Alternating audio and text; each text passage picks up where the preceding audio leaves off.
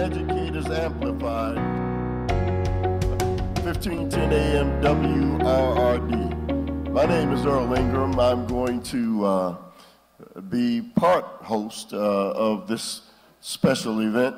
I'm going to actually move on to our second question. My name is Tanya Lohr. I am a teacher at West Bend West High School. I'm a social studies teacher. And my question will address the topic of the growing teacher exodus and the negative effects of dropping standards for teachers in an attempt to fix it. Wisconsin is experiencing a dramatic loss of educators due to bad working conditions, declining compensation, and loss of professional respect. Our current governor and legislature believe that the solution to the growing teacher shortage is to lower standards for entering and remaining in the profession, such that people can now become teachers in Wisconsin with absolutely no post-secondary education in teaching and no student teaching or other residency. What will you do to address the exodus of teachers from the profession and reestablish high standards for entering and remaining in the field of education? There's no question that teachers are fleeing. More veteran teachers are leaving early. Fewer young people are showing an interest in entering the profession by going into teacher training. That sets up our state for disaster in our schools. And there are root causes. Part of it is compensation and the feeling that teachers have been devalued and disrespected. That's got to be addressed. Act 10 is not a sustainable policy for our state. It will lead to ruin. And then part of it is teachers being put in situations within increasingly unmanageable environments. We've got to lower class sizes and provide the support staff necessary to effectively manage those classrooms and allow good teaching to occur. And then part of it is the fact that teachers are forced to teach to the test and engage in this testing fetish that we have. All of that has created a demoralized workforce in our schools. And the response to that has been to say, okay, let's open new paths to entering the profession where you don't even have to have teacher training or in classroom experience. That's a disaster. Instead, we should address the root causes of the demoralization. And our own Department of Public Instruction has participated in opening those paths to teacher licensing without the proper professional training and without the practice teaching. That is not the right course. Instead, let's deal with the root causes of demoralized teachers, and that's compensation and disrespect. Yep. All right. And create a good classroom environment for them. Thank you. Maylon?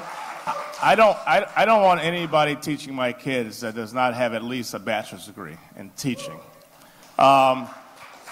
We need to make teachers feel good about teaching again. Act 10 obviously was a huge detriment to that. But you're seeing teachers that don't, and when school districts don't have local control, they're not able to pay for essential services. So you have a place like Solon Springs, or where me and Governor Walker come from, Delavan, Darien, where they're closing actually down Darien Elementary School because they had a referendum that didn't pass, and now they have to close down the school. So we are doing a disservice to education when we're pitting teachers versus school districts versus the superintendent and the principal. And at the end of the day, we all should care about the same thing, and that is the education of our children. The greatest commodity that we have in this state is our children, and their greatest currency is their education. So if we don't take care of them, then what the hell are we doing? So I will tell you this. We should not lead by having referendums to take care of schools. We should bring back the $1.6 billion that the governor took away in 2012 and 13.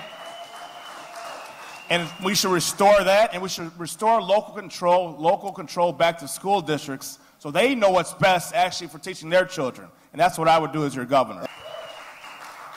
Let me start out by saying this.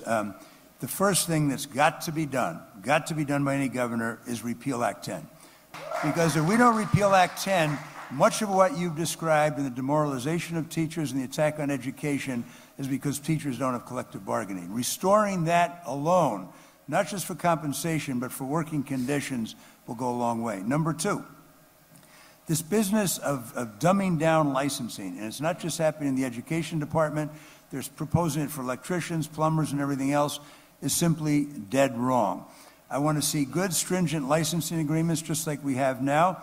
It's the greatest protection for both teachers and the quality of education. And third, most people don't know this, but related to this is there a Republican proposal in the legislature now to have teachers inform on one another if they talk to a student for a non-educational purpose, for violating boundaries, and I'm not talking about physical boundaries. I'm talking about subjective ideas the Republican Party has about what's appropriate for teachers and not. This is becoming like the Soviet Union in the 1960s. This Republican Party is destroying education. I do not say that lightly.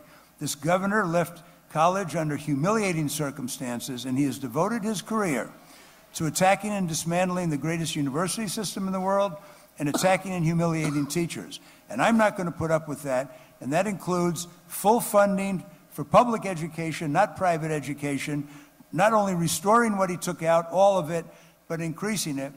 And number two, deferring to teachers, restoring their morale, stopping this business of shuffling around, and people will bid on a math teacher, they don't want somebody else.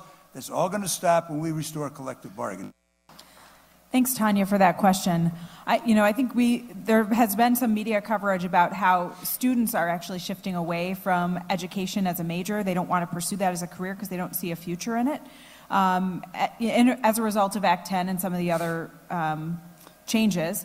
But there hasn't been a lot of coverage about the retention issue, which I think is a real crisis in teaching, because we're not losing just potential teachers, we're losing teachers with years in the classroom, our most experienced teachers. And of course that has a tremendous impact on their would-be students, but also on the teachers who are going into the fields and don't have those relationships, those really important mentorship and professional development relationships that we need. So I think it's frankly offensive to say to teachers that it's actually too hard to become a teacher, and so we should just create a fast track, an easy way that you can check a box and become a teacher and go into the classroom.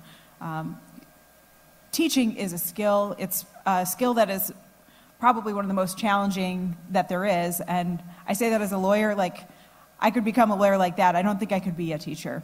So I think we need to keep standards high, respect teachers, and give them the autonomy back into the classroom. Teachers are the professionals. They are the ones who should be making decisions about instructional methods, about curriculum. They should have a much greater voice in what goes on in the classrooms and in the broader schools than they do. And it shouldn't be politicians dictating what happens in the classroom or providing these alternative avenues, especially ones that might be fly-by-night private operations that really don't have the interests of students at heart, but they just want to make a quick buck. Anyway, we have to roll back several things that Scott Walker has done. And first of all is the ABCTE law that they passed. It's a diploma mill out of Georgia, where you just have to pay a fee and essentially you become a teacher.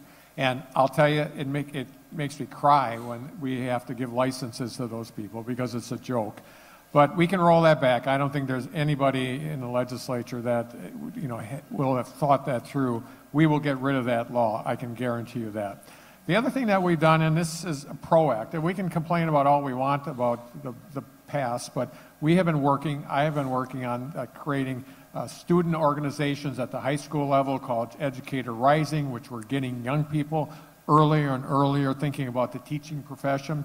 We have worked with our teachers across the state of Wisconsin with WEAC also to create teacher leadership summits where we bring people together and figure out ways to get a better teacher voice in the profession. So we can do some things in some horrible times. I don't want anybody in the room to think that we aren't really working forward in some real positive ways. But there are some things that were passed in the legislation last time that we can get rid of, and the ABCTE, which actually gives on Black Friday, where we had all the sales, they actually had a sale on teacher licenses. Think about how obnoxious and horrible that is. We can change that, Tanya.